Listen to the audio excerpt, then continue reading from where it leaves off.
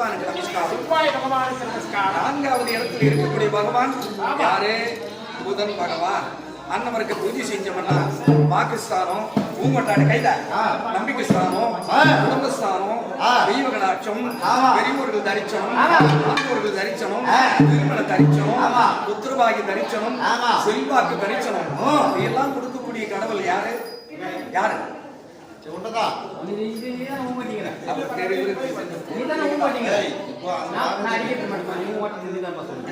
நான்காவது இடத்துல இருக்கக்கூடிய புதன் பகவான்.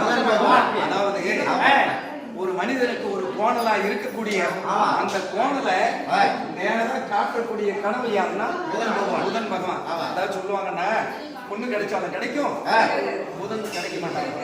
அப்படியாப்பட்ட புதன் பகவானுக்கு என்ன பேர் தெரியுமா தம்பி? என்ன பேர்? இந்த 9 பேர்ல அவருக்கு ஒரு நல்ல பேருக்கு இது உத்தமன். உத்தமன் நல்லா வைக்கப்பா உத்தமன். அதை கூட நம்ம வாழணும். எப்படி உத்தமனா வாழணும் அப்படி சொல்லப்பட்ட இத மூட வாழ